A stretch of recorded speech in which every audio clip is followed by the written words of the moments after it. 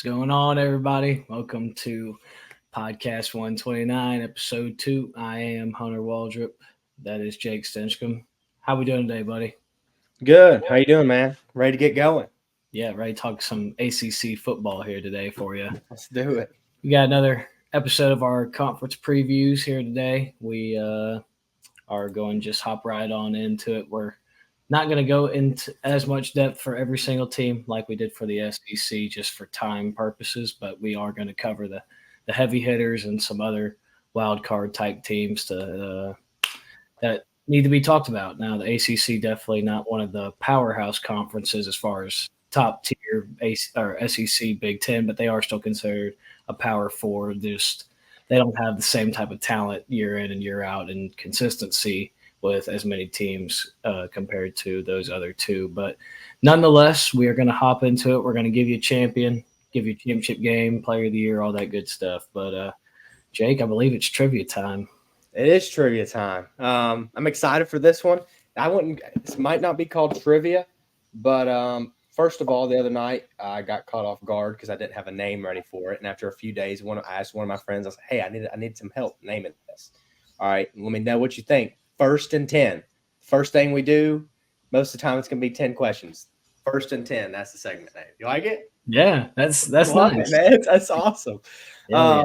So what we got? All right. So I'm going to put the timer on for 60 seconds. All right. And these are all obviously today ACC preview. These are all 60 seconds. Games. All right. Just wait. Look ahead spots this season, ACC matchups.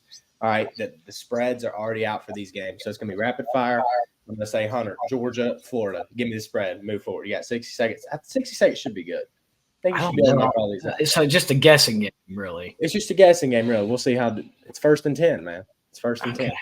Just a guessing game. See how it goes there. So it's not really trivia. It's just – It's not really trivia. It's 1st and 10. Okay. It's not trivia. It's 1st and 10. Sorry, got to get that put into my brain, I guess. All right, so I got my pen. So everything you write down, I'll check or exit. I got the spreads and the games listed out. You're going to give me a game, and I got to get a spread. Give a number. Yep, and I have where it's at, the two teams, and I obviously know who spread. Then we'll see how you do at the end. Okay. Good? Yeah. You want 90 seconds? You want a minute? How long you want? How many? 10 games? 10 games. Give me 90 seconds for the first and 10.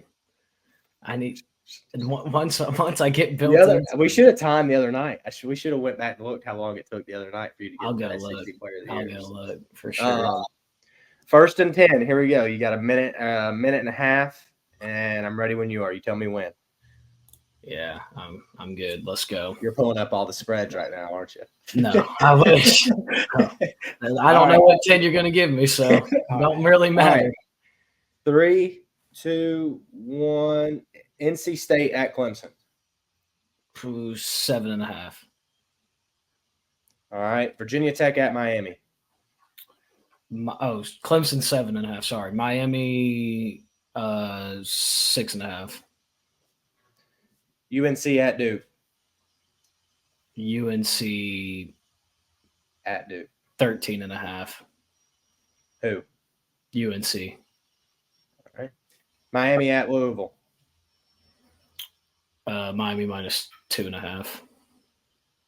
Okay. FSU at Miami. Miami 1.5. Louisville at Clemson. Clemson 4.5. Clemson at Virginia Tech. Clemson Clemson -2.5. Duke at Wake Forest. Oh God, that's terrible. 5 seconds. Duke at Wake Forest. Yeah. Duke -4.5 or 5.5. I don't know. NC State at UNC. NC State -6.5. Clemson at Florida State. Last one. Oh God, give me Clemson -2.5.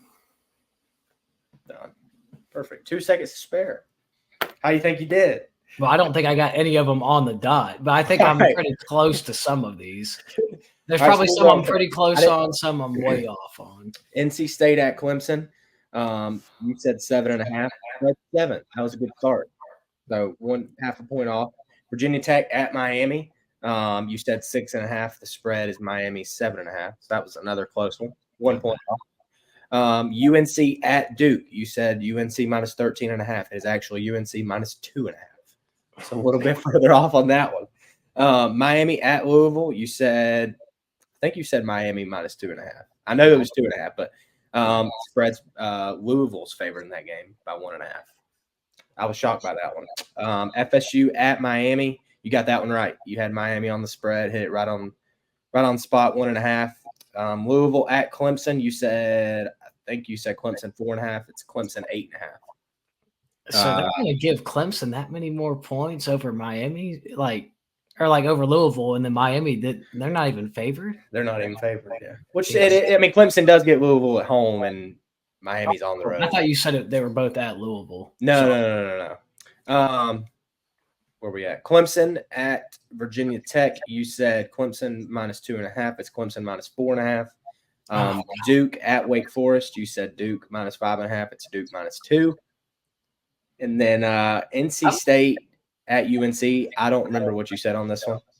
I couldn't get it written down in time, but you definitely didn't get it right. I know that. It's NC State minus 4.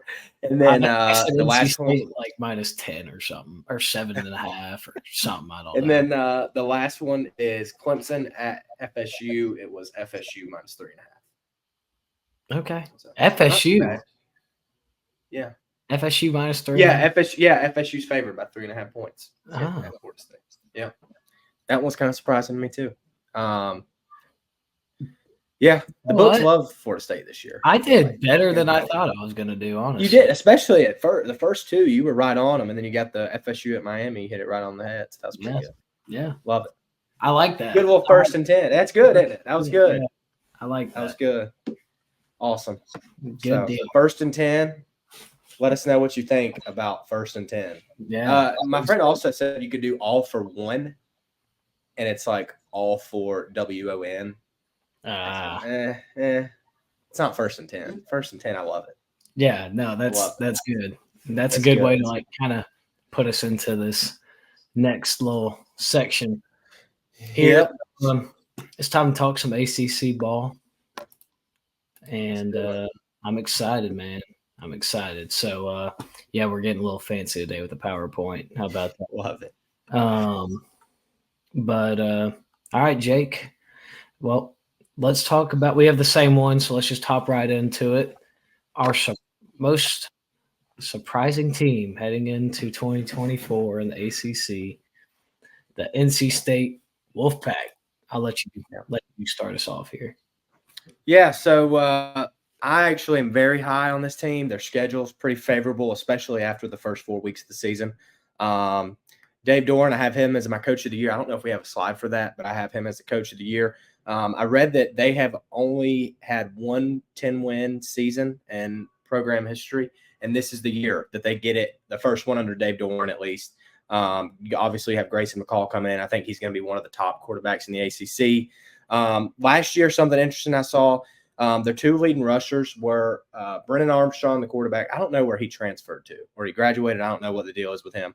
And then their number 1 receiver, Kevin, his name's spelled Kevin Concepcion. I don't know how to say that. And they got Jordan Waters from Duke, the running back. He'll be huge. Him and Grayson McCall in the backfield will be great. I think most of their receivers are coming back. Obviously, the Concepcion guy, and then they got a UConn transfer. He had almost 60 catches last year. I love that they're bringing back all 4 offensive linemen. That's going to be huge offensively, and they also got a Notre Dame transfer, and Notre Dame, they just breed great offensive linemen, so that should be good. The defense is always I feel like NC State, their defense keeps them in every game they're in somehow. Replacing Peyton Wilson will be tough. He got drafted the middle linebacker. He's good. Let's go through their schedule. First week, Western Carolina should win that one. And then Tennessee, the second week. I have gone back and forth on this game since we started covering the SEC, because when I was reading Tennessee's schedule, I was like, man, that's a coin flip to me. I think the spread's already 5 on that one. I have them losing it. Louisiana Tech week 3, and then they go to Clemson. I have them dropping that one in a close one, and then the rest of the schedule, man, is very favorable. You got Northern Illinois, Wake Forest, Syracuse, all 3 weeks in a row at home. Then you go to Cal, take that one, and you get Stanford and Duke both at home back-to-back weeks. And they finish the season. This is where it gets tricky for me, at Georgia Tech and at North Carolina for their in-state rival. For my wild card game for the NC State this year, I have at Georgia Tech and at UNC. And the reason I have that is obviously your toughest matchups are in the first 5 weeks of the season. You got Tennessee and at Clemson. If you win one of those, right, or even you lose both, the rest of the schedule is favorable, especially between that first game against Tech and then UNC. Like, you go on the road, those are 2 games you can't slip up in. Everything's right in front of you. You're looking to finish 10-2, which I have them finishing 10-2, 7-1 in the conference. Take care of those teams because both of them are going to want to spoil your season at that point. So those are my wild card games. The win total, wrote this down. I have it all written down today. It's set at 8.5. I will definitely be on the over. I think this team could go 11-1 if they can take one from Tennessee or Clemson. Man, I think that they really could legit go 11-1. And that I think they're going to beat the brakes off of everybody. This team, their defense is going to be good. Grayson McCall, like I said, he's going to be a great quarterback, great everything across the board. You just got a good squad. I really like Dave Doran. He's going to have his first 10-win season at NC State, and that's all I got on the Wolfpack. Well, you did a great job breaking them down. I totally agree with you on every aspect of it. Even when it comes down to the schedule, dude, like, I have them dropping it to Tennessee, even though I have gone back and forth on that a lot recently. Yep. I do think they are pretty much a surefire loss at Clemson just because it's at Clemson. And it does help that they have a bye week right before their 2-week road stretch, but still they have a tendency of dropping 1 or 2 every year that they have no business dropping. But I will say they have owned UNC, whether it's been in Chapel Hill or Raleigh. For that Georgia Tech game is a little scary, but the fact that they have that bye week right before it is what made me have a little bit more grace when it come to giving them the wins. So my little breakdown on NC State, you said it already, ceiling 11-1. I think this team 100% could go 11-1 if everything fell right. And honest to goodness, even if things didn't work out the way that we all kind of anticipate them to, I still think they go 8-4. Like you said, they have depth of defense. They are. I know it sucks losing Doak Walker, award winner, Peyton Wilson, best middle linebacker in the country. That sucks. But Dave Doran, if we've learned anything over I think this is year 12, year 11 for him, he's going to have a good defense put together. It's always been the offense that's a little sketchy here and there. But no need to worry because Sunbelt enthusiast Hunter Waldrop is here to educate the masses on Grayson McCall. Okay. So Grayson McCall, transfer from Coastal Carolina, has played, I think this is his 5th season. He actually tried to transfer last year, but being that close to Myrtle Beach, apparently, rumor has it he didn't have the grades to get into any of these big-time schools. But now he's here at NC State. So years 2020 through 2022, 3 seasons under Jamie Chadwell, who's now the head coach at Liberty. He has 69% completion rate, 2,500-plus yards every single season, 73 touchdowns, and only 8 interceptions in 3 seasons. That's really doggone good. Last year, he only played 7 of the 12 games. He suffered a few injuries. This was first year without Jamie Chadwell, and Coastal Carolina suffered a lot of people leaving in the portal, going to Liberty, totally new scheme, not the scheme that was built for Grayson McCall. Like I said, he tried to transfer, but he kind of got stuck up there in Myrtle Beach for next year. Only played 7 games. He kept that completion percentage high at 67, only threw for 1,900 yards. But the problem here was 10 touchdowns to 6 interceptions. So the turnovers definitely went up.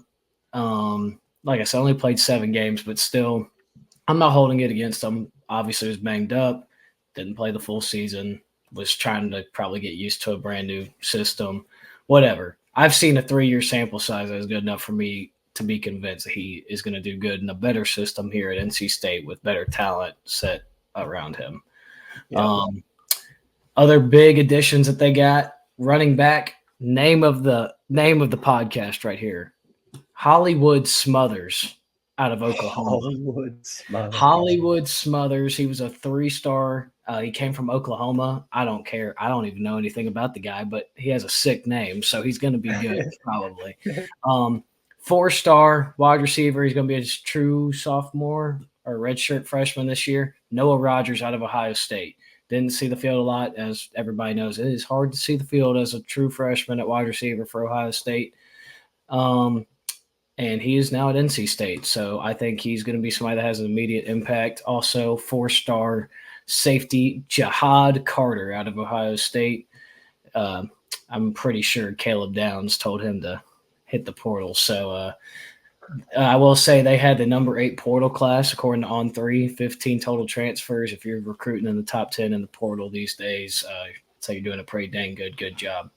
So same exact losses, and yeah, that's about all I got on the Wolfpack. I'm just trying to put in a few pieces that you might not have already hit, but you did a really good job. So, all right, on to the next. It's the wild card teams. All right. Tell me about Syracuse. Tell me about the Orange. I'm dying to hear it. Oh, let me tell you about old Honda Accord over there playing quarterback for the Orange. Let me do it. All right. I got all this stuff written down right here on my other monitor, so sorry if I'm looking up. Ceiling for Syracuse, believe it or not, is 9-3. I know I didn't say they were going to be the best team in the conference, but I said they have a wild card team with lots of different outcomes with a floor of 5-7. So they could completely miss a bowl game, or they could be right there on the outskirts of college football playoff talk. Talking about portal, talking about recruiting in the top 10 of the portal, Syracuse has got the number 9 portal class after this past season, 18 total transfers. Notable additions to the team, the first one being head coach Fran Brown. He is a New York Northeast guy. He came from the University of Georgia, was the defensive backs coach. No coordinator experience, no head coaching experience. That's a huge red flag. However, he did learn under Kirby Smart. He knows that area up there in the Northeast, and he's done a pretty solid job of recruiting it so far for ACC standards and first-year standards. Kyle McCord, quarterback, Ohio State. Now it's Syracuse. I did say he is my wild card player heading into this season for the ACC. You know, Kyle McCord did lead his team down the field in less than a minute at Notre Dame Stadium. I know he's playing for Ohio State, but you still got to make high-pressure throws, and you still got to fit into the window. It's one of the toughest places to play in college football. While ask Caleb Williams how his trip to Notre Dame went with just as talented of an offense. So he has the potential to be great, but he also has the potential to do what he did against Michigan and just look terrible and just throwing up the Maserati Marv and all that other Gus Johnson stuff that he says. But he's a huge wild card because he was a 4-star recruit out of Pennsylvania. You know, he has the potential to be really, really good if he can live up to everything that he was said to be out of high school, or, you know, they could just be mid. Who knows? I think his performance will have a huge impact on their record this year. Then you got defensive lineman Isaiah Hastings. He's coming from Alabama, one of the guys who left after Nick Saban left. 4-star, huge for Syracuse. They got to get better in the trenches. Wide receiver Yazid Haynes out of University of Georgia. He's supposed to be the number 1 target for Syracuse going into this season, so we will see how that goes. Wide receiver Jackson Meeks out of the University of Georgia. He's a 3-star. You're getting all these Georgia guys coming up there. Obviously, that connection with Coach Brown. Let's see if their talent out of high school that, you know, the University of Georgia saw and Kirby Smart translates up to upstate New York. Justice Ross Simmons out of Colorado State, another good wide receiver. Fadil Haynes, Texas A&M defensive lineman, and a safety, Clarence Lewis, Notre Dame. All those guys were 3.5 to 4-star guys rated on 3 coming out of the portal this year. And for that little group right there to all be going to Syracuse, you know, they might not gel all together right away, but they got some solid talent up there that I didn't even realize that they all got. Biggest return for the season is definitely LaQuint Allen. He was their star running back. He averaged over 4.5 yards a carry last year, 9 touchdowns, and he rushed for over 1,000 yards and 0 fumbles. I think rushing over 1,000 yards without turning the ball over, that's really, really impressive. You don't see that a lot in today's college football.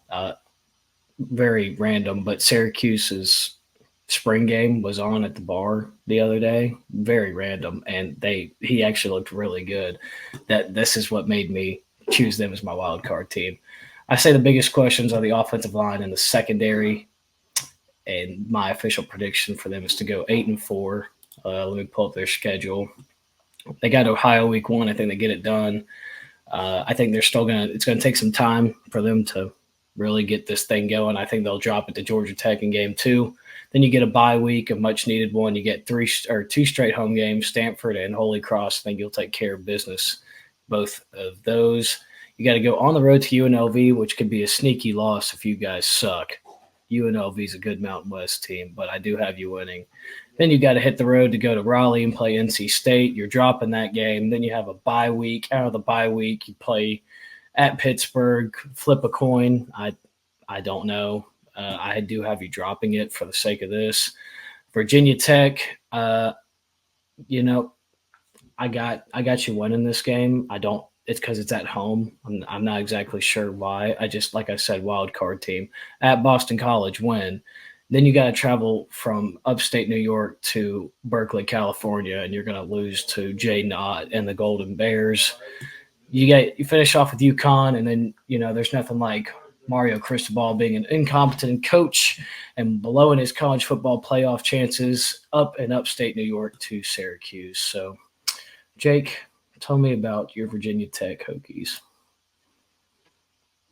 Yeah, I'm excited. I mean, the reason I picked them to be a wild card is kind of the same as you. I could see them going 7-5 or hell 11-1 if they're as good as the hype around them all the offseason. Everybody's been talking about them.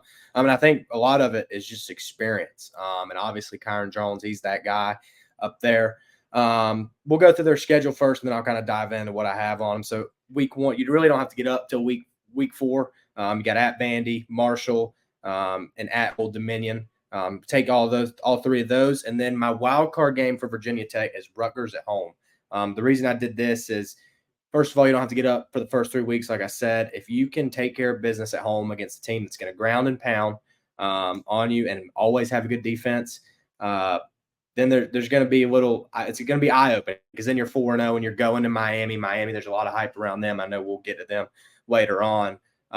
But I actually have them dropping the game to Rutgers at home. And then I have at Miami. I think they lose that one. At Stanford, they have a win. Boston College and Tech back-to-back, both wins. Then at Syracuse, I'm on the same boat as you. It feels like that's going to be a game that they drop. So I'll take Syracuse in that one. Then I actually have them turning around and winning their Super Bowl against Clemson.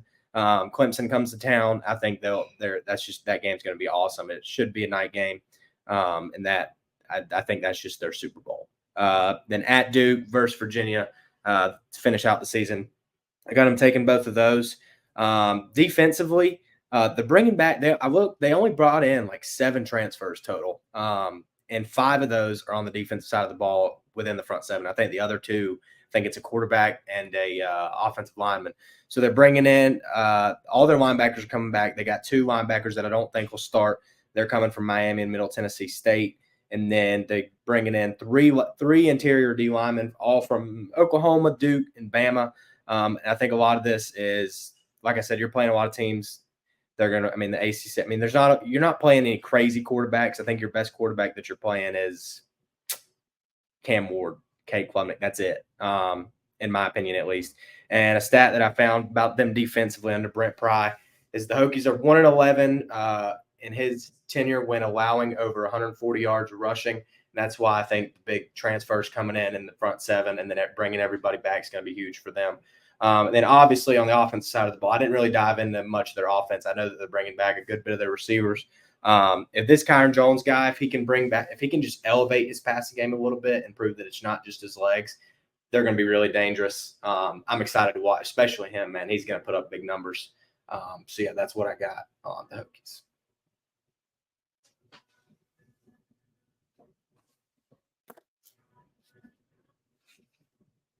Hunter, I think you're muted. Thank you. I was. There you go. I did have them losing to Syracuse. Like I said, I did have them dropping it to Clemson.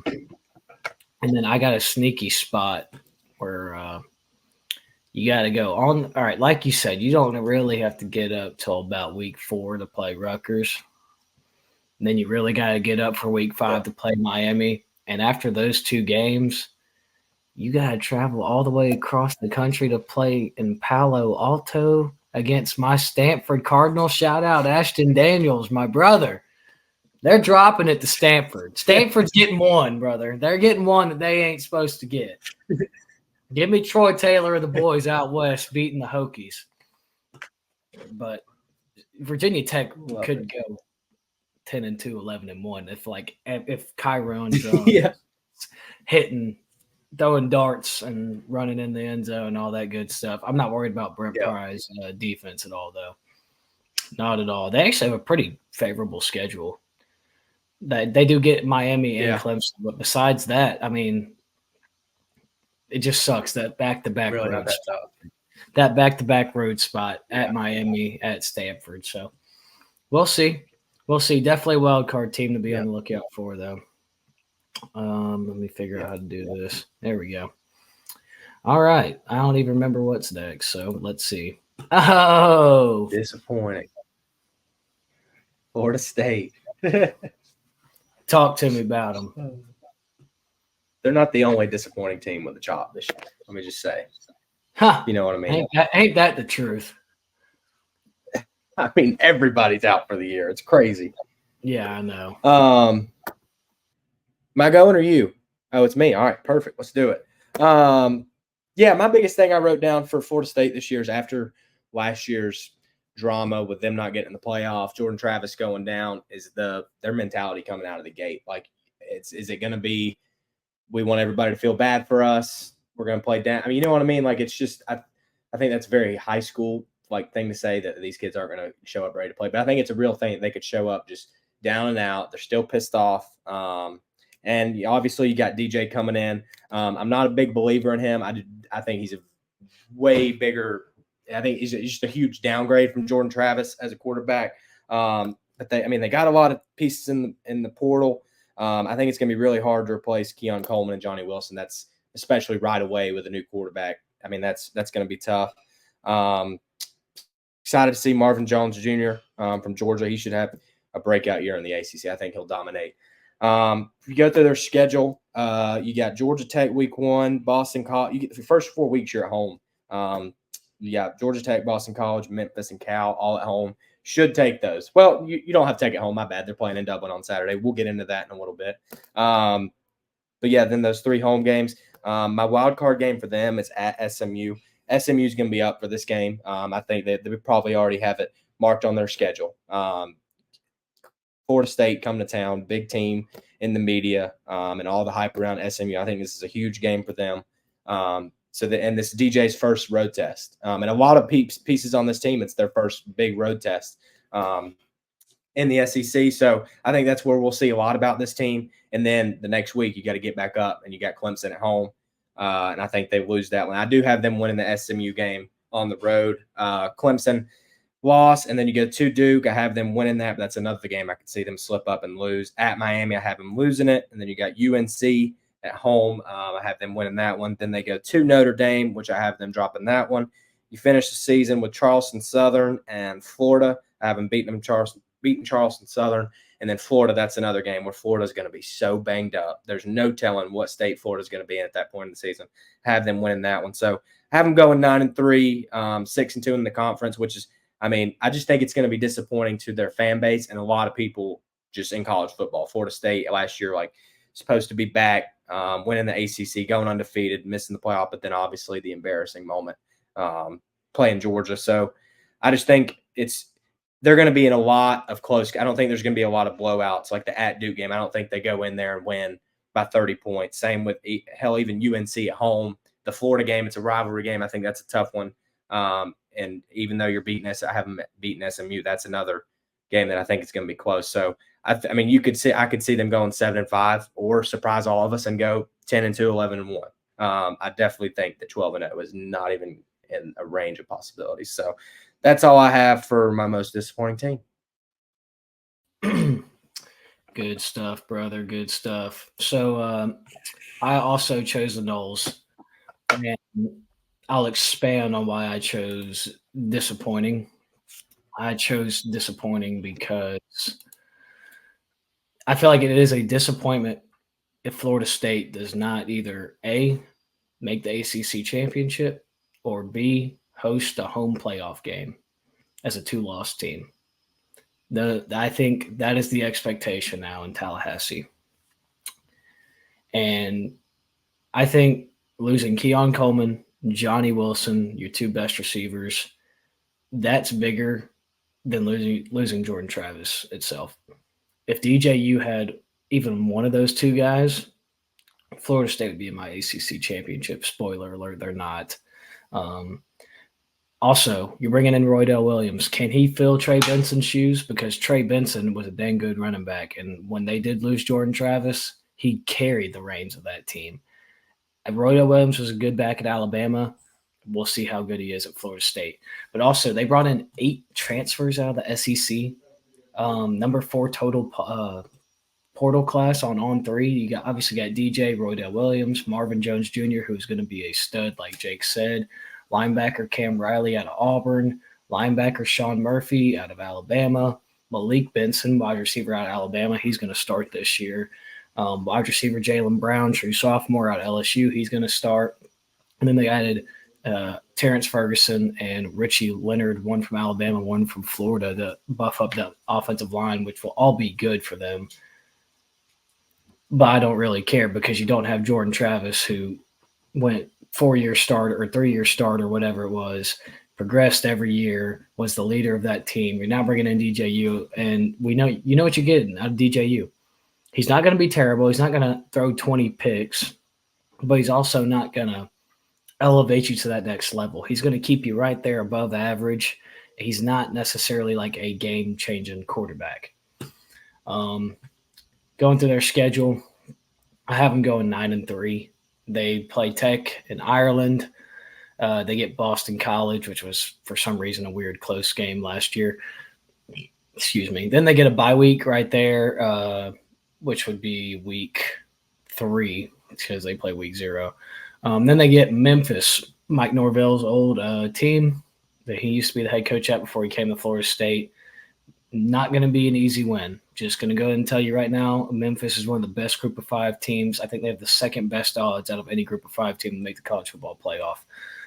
Cal, traveling to Tallahassee, you'll get it done. Like Jake said, SMU, they're going to get up. It's going to be a big game. This is a clear look-ahead spot to Clemson. However, I don't think SMU's got the dudes yet. Like, they don't have them yet.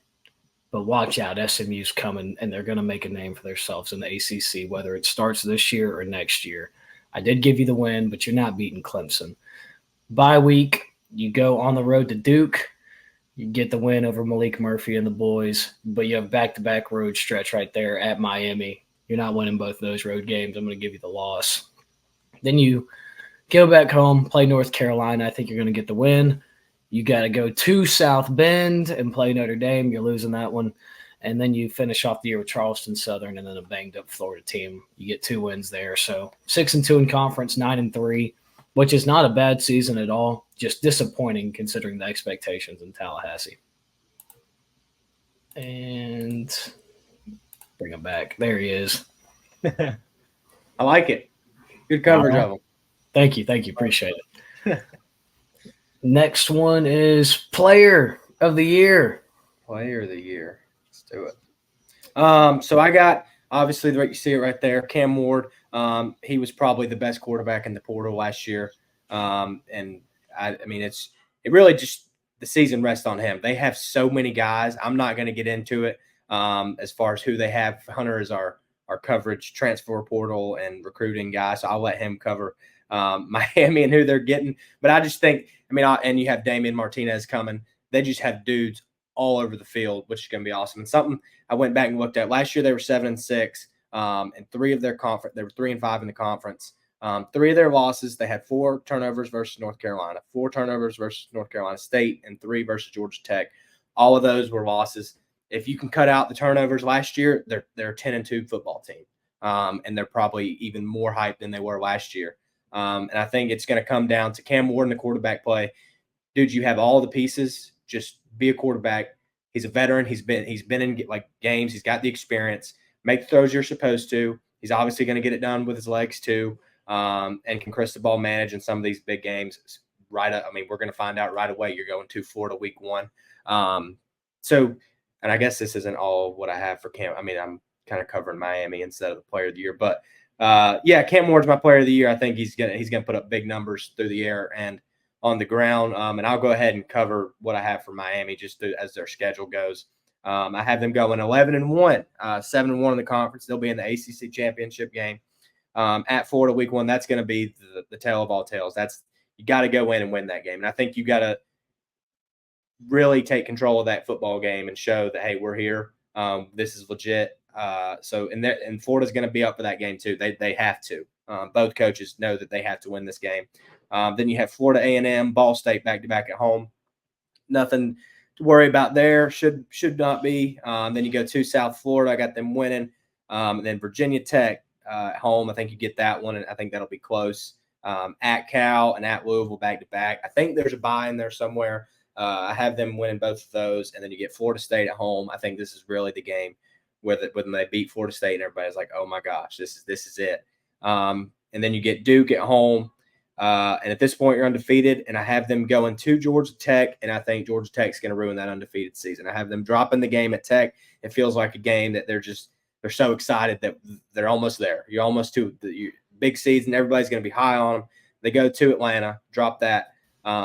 Georgia Tech, and then finishing up with Wake Forest and Syracuse, both wins, 11-1, Miami Hurricanes.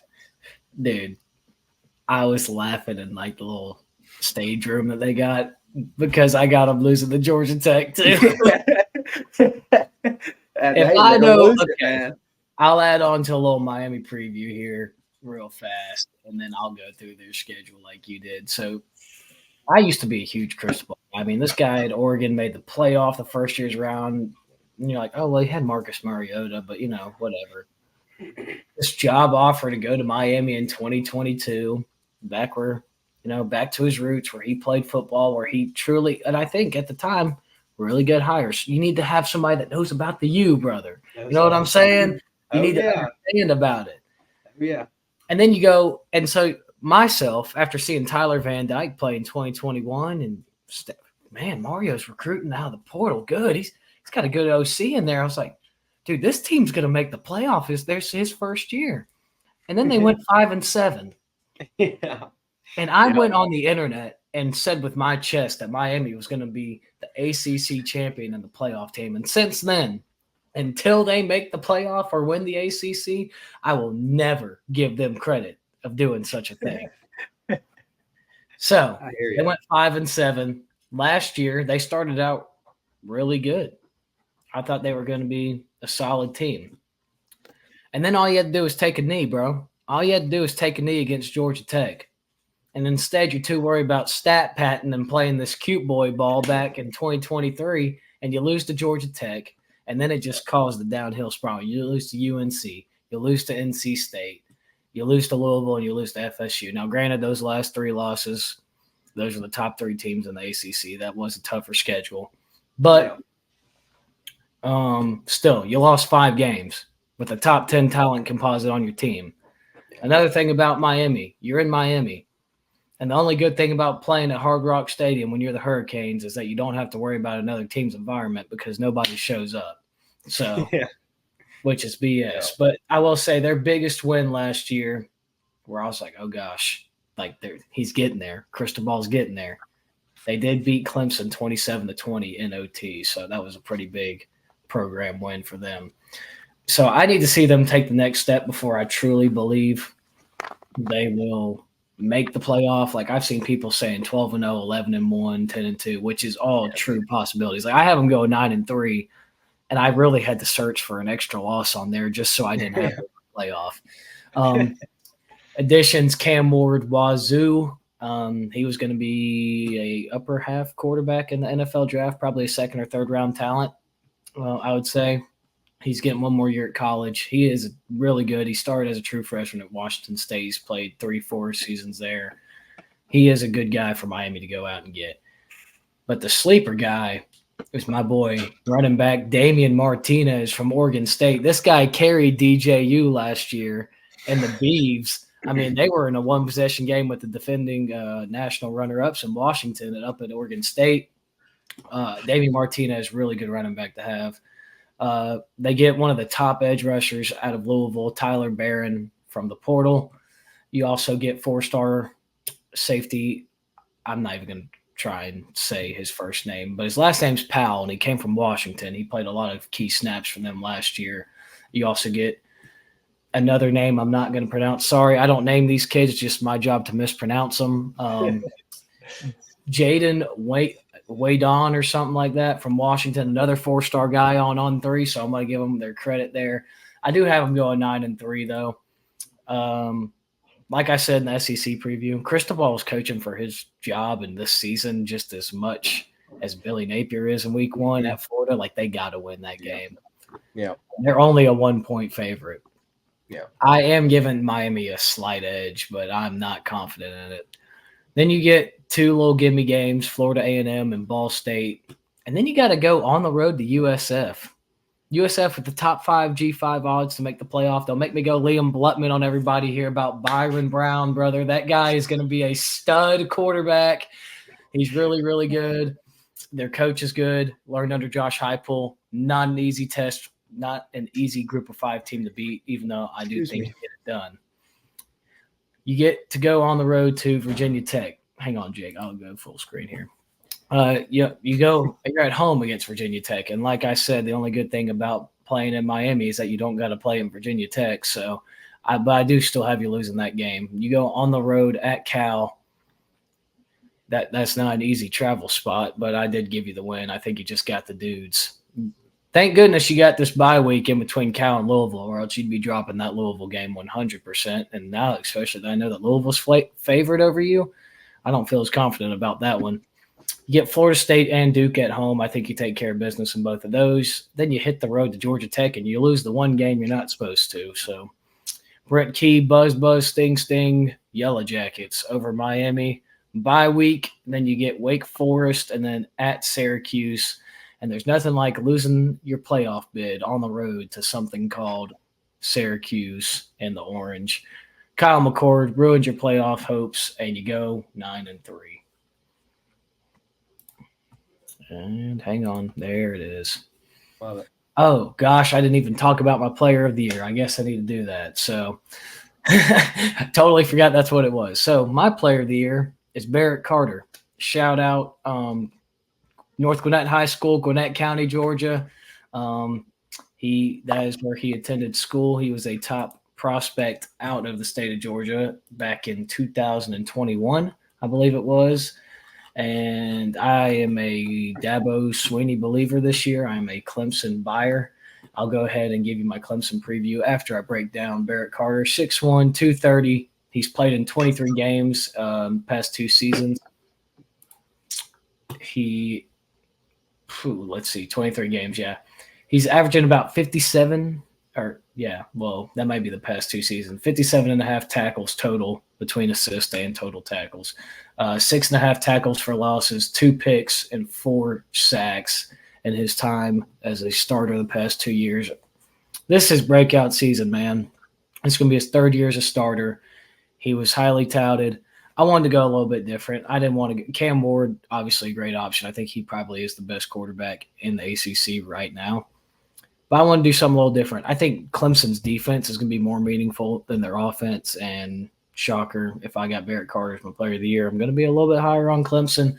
I think I'm about to go into depth on them. So I wanted to go a little bit out of the box. And I think Clemson's defensive unit is going to be more impactful, more useful than their offensive unit. And I think Barrett Carter's the leader of that defense. So I wanted to go a little bit out of the box and pick him to be my ACC player of the year. Now, as far as the Clemson Tigers go, this team has a ceiling of going undefeated this year. I think this is the year Clemson gets back to a playoff back to the ACC championship, but they also have a floor of 8-4. The past 3 seasons, 9-3, 11-2, 8-4. So they've been all around that little margin right there. They've obviously barreled out at 8-4. That was last season, but you go back 6, 7 more years, and then they're right there at the top of it just about every season. Key additions. Well, we know that they don't use the transfer portal. Not a big deal. It is a big deal, but not for this season. I think the biggest addition that they're getting is offensive line coach Matt Luke, former head coach at Ole Miss, former offensive line coach at the University of Georgia. This guy took time away from football for about 2.5, 3 years. Just wanted to be a dad, chill with his kids, and the fact that Dabo Swinney got that guy off the couch to come coach football and come coach his offensive line is huge because offensive line has been a massive problem at Clemson University. I think that is their biggest addition this year. Also, you get true freshman linebacker Sammy Brown out of Jefferson, and that kid is going to be a stud. He will be a first-round draft pick in about 3 to 4 years. He's going to see the field week 1 against Georgia, and he is going to be an absolute hoss. All right. So, anyways, back to what I was discussing. Clemson's biggest loss, Andrew Mukumba, I believe is how you pronounce it, safety, 4-star. He left and went to Texas. That's the only big guy that they lost out of the portal. Key returning guys, Will Maffa. Obviously, you lose Will Shipley to the draft. They were a good 1-2 punch together. I'm very curious to see how Maffa is as the premier back without a big name backing him up, because it really does take a big load off an entire team and an individual if you have 2 really good running backs versus just one and then another guy coming in and kind of stinking it up for you. Obviously, you got Barrett Carter coming back, but I think the biggest guy you got returning is Garrett Riley at OC. Year 2 in a system, year 2 for Cade Klubnik to get ready. I'm still on the fence about Cade Klubnik. I don't want to sell all my stock, but I also don't want to buy all the way in after what I saw last year. But I'm really believing that in a year 2 system under Garrett Riley, if that guy can get Max Duggan to be a runner-up for the Heisman Trophy, Cade Klubnik has every potential in the world to be just as good, if not better, than Max Duggan as a college player. I already touched on Barrett Carter as my player of the year in the ACC. So I'm going to go through the Clemson schedule real fast and give you a winner and loser for every game. Like I said, floor, everything went terrible. I think they go 8-4. I think if everything went perfectly right, they go 12-0. And I got them dropping their first game in Atlanta to UGA. However, I said in the SEC preview that game's going to be closer than what people think. 13 might be too many points. I'm not touching this game from a betting perspective with a 10-foot pole. Now, Georgia could blow them out by 30, and I wouldn't be surprised. Clemson could win this game by a field goal, and I'd be like, I'm not that surprised. However, I do think Georgia takes care of business and does win this game. Then you play a pretty solid group of 5 team in App State. They are projected to win the Sun Belt East. They are projected to play in the Sun Belt Championship game.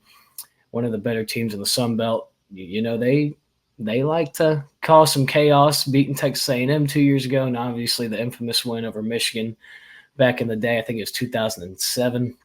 You get them week 2 at Clemson. I think you take care of business, though. Then you get a bye week, and then you have a little stretch here. You get 2 home games, NC State, which we already talked about. I think you get it done. Then you get Stanford at home. I think you get that one. You got to go back-to-back road games at Florida State, at Wake Forest. I usually do not give teams 2 wins on back-to-back road games, and I think it's because you get Florida State first is the reason why I did this. I think you get it done in Tallahassee. I think you get it done in Winston-Salem.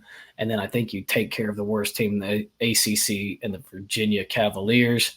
Leads you into your second bye week. You're lucky you get that bye week right before Louisville and Virginia Tech. That's a tough stretch right there. Jake made a good point. Virginia Tech might treat this as their Super Bowl. This is a very potential losable game at VT. However, I got you beating Louisville at home. I got you beating Virginia Tech. Then you got to go on the road to Pitt. I'll go ahead and tell you right now, if that Virginia Tech game was second after that Pitt game, back-to-back road stretches, I'd have you losing. So I think the schedule plays out very nicely for you. Then you got the Citadel and you get South Carolina both at home, and I think you take care of business. Realistically, you're probably going to drop one more. at 10-2, but I like you at 11-1. I think I am buying into Dabo this year. I'm buying into Garrett Riley, and I'm buying into that defense. Peter Woods is a stud on the defensive front, and Barrett Carter is going to be right up there for the Doak Walker Award a winner. I believe that's the best linebacker in the country. I could be wrong. Jake might have to correct me. But, Jake, give me your thoughts on the Clemson Tigers, sir. Yeah, I'm with you on the fact that I don't want to buy in right now. It's very tempting. It's very tempting. My biggest question with them is Cade Klubnik. He's got to take the next step. Last year he finished dead last in the ACC in yards per completion. That's got to come up. You got to be able to be comfortable, step up in the pocket, and make the big throw. Especially like you said, Matt Luke's coming back. Your offensive line is going to be great. Defensively, I marked down T.J. Parker. He was a breakout player last year as a true freshman. He broke the Clemson record for most tackles for a loss by a freshman in Clemson history. So I think he'll have a breakout year on defense. And you touched on like Barrett Carter, Sammy Brown's going to have a big year. I mean, they have everything in front of them. I mean, and really UGA, that's week 1. That's your toughest test. At Florida State, I think you get that one. NC State, get that one. I mean, I have them going 10-2, dropping to Georgia. And at Virginia Tech, that's also my wild card game, the Virginia Tech game for them. Just because, like I said, it's going to be Virginia Tech. They're going to be having a good season at that point, and going on the road should be a night game. Like I said, that game, it's going to be crazy. So yeah, I have them in my ACC championship game. But yeah, it's all. Cade Klubnik's got to make this next step, man. That's the biggest thing for me. I had them going 10-2, 7-1 in conference play. And their win total is 9. I think you can get some value there on the over there, so I will be on that. And that's all I got on Clemson. Good deal, brother. Good deal. Also, I had a question. What point? When's Dabo gonna hit the portal, man? What's the hold up? What's your thought? Well, here's the thing. This is where it's gonna get you. If this guy makes the playoff, even if he wins the ACC with 3 losses, let's just say the ACC is a bloodbath, like I predict the Big 12 to be. Spoiler alert. If he gets a first-round bye and finishes the year 10-3 with an ACC championship, he's not going to hit the portal. I think it's going to take them missing the playoff entirely. And even then, he still might not do it. Man. Which, hey, say it with your chest. If you don't believe in something and you don't want to do it, say it with your chest. Yeah. I kind of respect it. When it gets to a certain point, though. Yeah. You gotta make that adjustment. So this leads us to our title game, I believe. Yes, it does. All right. Well, we both have the Tigers in there. Yep. You got the Canes. I got the Wolfpack. Sorry, I believe in Dave Doran more than I do Cristobal at this point in time. Yep. That's the thing. I do too, for sure. I just think Miami's schedule is a little bit more favorable. And I think I had them tied, NC State and Miami tied in conference play. Yeah, but I think that's how the tiebreaker works, and it's your common opponents. Yeah, common opponents. That's what it is. So I had them. I really wanted NC State to be there, but just the way it worked out on paper, I have them not being there. But I do have them as playoff team. Dark horse. There you go in the playoff. But yeah, I think both of these matchups that we have definitely are a possibility. So yeah. Heck yeah, dude. Well, who do you have as your championship? Your champion. Is that a slide? Oh, there we go. Love it. A little different there. So you got Clemson with 3 losses. You got them snubbed out of the playoff. Not be in the playoff. That's why I said, when is he going to hit the portal, man? I think they're going to be it. Yeah. That might be it. Yeah. Yep. What if Miami's transfer quarterback, running back, and top 2 receivers go out there and beat them by 1 touchdown? You're just like, man, I could have had one of those guys, and that could have been the difference in the game. Yeah. But I do have the Clemson Tigers. You got the Canes. I think these are both, I believe, the 2 favorites. I don't know where Florida State lines up in there, but ACC is kind of wide open. Yeah. That's what I was going to say. I think out of all the conferences, and I know we haven't covered the Big 12 and the Big 10 yet, but this is just a wild card conference. There's legit 4 or 5 teams that could be in the championship. I mean, we didn't cover much on SMU, but they could just be TCU 2.0 and just shock everybody. And they could. And then obviously you got Clemson, you got Florida State, who we're not very high on. You got NC State, you got Miami. Who else we talk about? Virginia Tech. Like all of these teams could be in the conference championship. I agree. And we forgot about one more. And they are getting some massive disrespect. And after I was on On3 site all day today. Well, not all day, but most of the day. They looking at the transfer. North Carolina, Louisville. Louisville, yeah. They made the ACC title game last year. They did, and nobody's talking about them. They have the #1 portal class over Colorado. Yeah, but it's is it Jack Plummer? Is that his name? Jake Plummer is no longer there. It is now Tyler Shuck. But Plummer was the guy last year. Yes. Yeah, that's what I was. Yeah, I didn't know if he was back or what. No, he is now. I seen him play in the preseason game. I forget for which team, but no, Carolina Panthers. He's on the Carolina Panthers. Besides the point, though, get where I was going with this, but yeah, Louisville getting massive disrespect. However, their schedule is a lot tougher this year than it was last year. Tyler Shuck gets injured every single year. That's just how it is. I mean, did you know that he was at Oregon 2 years ago? Did you know he's at Texas Tech last year? No, because the guy's always hurt. So whatever. But I think that'll do it as far as the ACC goes for us. And then I think what do we got next here?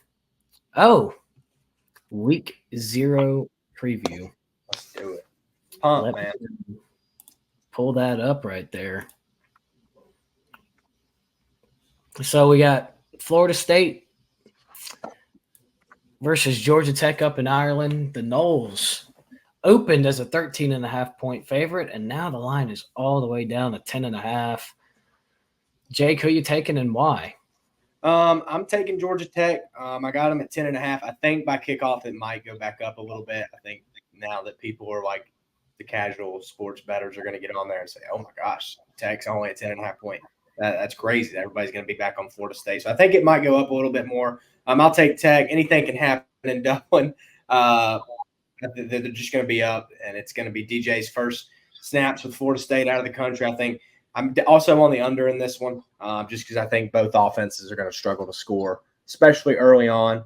So I got Georgia Tech with the points, and I have the under 55.5. And then I won't get into the player prop yet because I know at the end of this we got a little prize picks 2-man with Jake and Hunt. So yeah, that's what I got on them. I know you got a little teaser for us. I do. Yeah. Nothing. You just caught me off guard. No, I do have a little 2-man or 2-team tease. I really like Tech. I bet them straight up at plus 13. I got a little juice on it though at minus 150.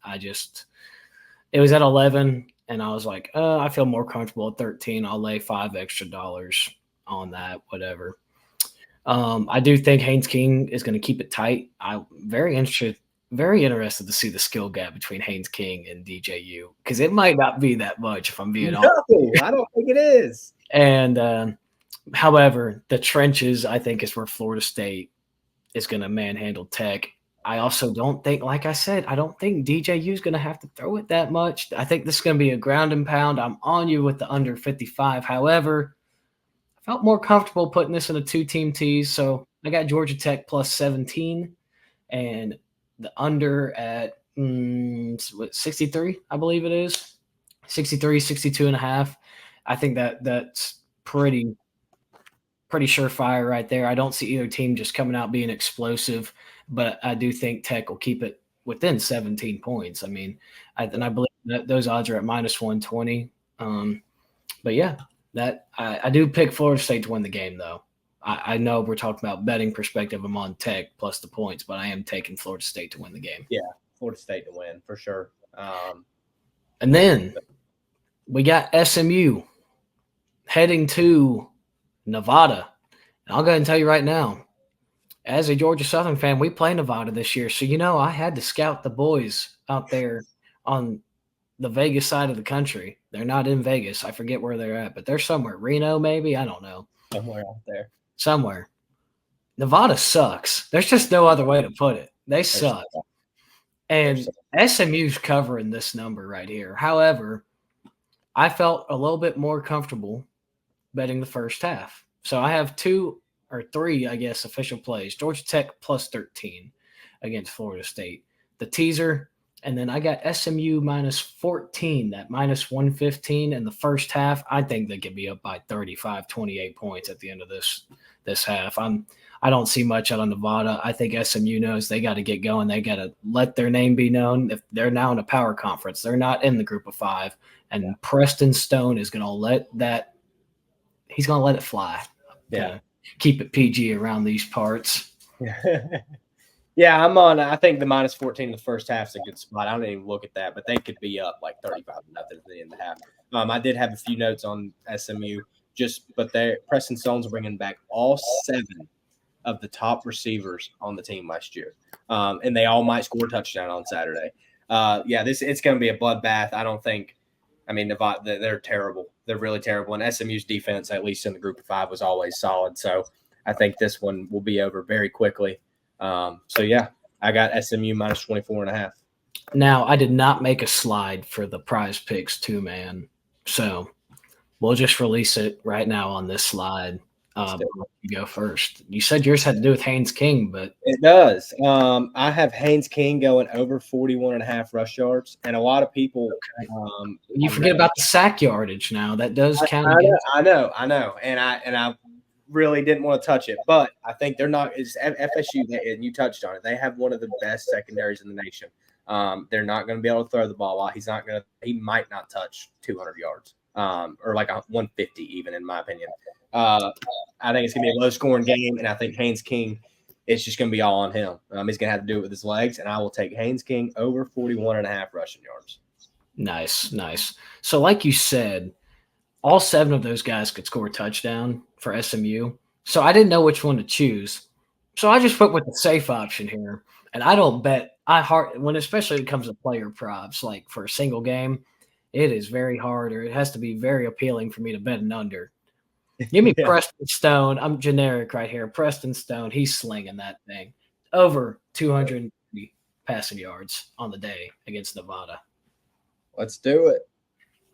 First 2-man of the year. The first Prize Picks 2-man of the year. Yeah. Yes, sir. But I believe that is it. Yep, that is for next time. So, Jake, anything else you want to add? No, I think the ACC is going to be interesting. Like we talked about, it's wide open. It can't get. Week 1 can't get here soon enough. Week 0 is going to be fun. It's going to be a little appetizer. Hopefully, we get a good game in Dublin. I just want it to be a good watchable football game. I don't want Florida State to win like 35-0. I want to see some competition out there in Dublin. Sorry to any Hawaii fans listening to this. Didn't get covered during the Week 0 preview. I know y'all are kicking off at 11:59 p.m. on Saturday. I think they're playing something. Delaware State. Yeah. Did you know they missed their flight? State. I was listening to the Brooks Austin show. They went like 1-11 last year, and they are like god awful. They missed their flight to Hawaii. Yes, they missed their flight. Hawaii, the Rainbows. I think it's like 35, isn't it? It is 39.5 right now. Take it. Take Hawaii. What are they? The Fighting Rainbows? The Fighting Rainbow Warriors, brother. Rainbow Warriors. Yeah. Take the Rainbow Warriors. I will be up at 11:59 watching that game. Probably DoorDash a little Taco Bell. It's gonna be great. I'm really pumped for it. And one more thing, Georgia Tech. On the Georgia Tech FSU thing, Jeff, I found this out. Georgia Tech arrived in Dublin like a day and a half earlier, so that could be a factor in this game. Could be. What I got? But I'm excited for Week 0, man. Football in 2 days, 3 days, whatever it is. 2 days. 2 days. So, yeah. Anything? I think that'll do it for us here, brother. I'll let you hit it. Come on, Jake. I know you want to do it. Oh, everybody. Yeah, whatever platforms we're on. I know we'll have it on YouTube, Spotify, whatever we're on. Like, comment, subscribe, flame us, give us all the heat. We want all the smoke. I want to hear it. Give me some 1st and 10 ideas Let me even know if 1st and 10 sucks. If you have an idea for this segment, please comment it. But I think it's 1st and 10. I think 1st and 10 is it. Yeah, like, comment, subscribe. Also, shout out to our producer, Mr. Tyler Vaughn. He is playing college football in Kentucky, Center College. He is in charge of all of our production stuff. So shout out to him. And that's it. Podcast 129, episode 2.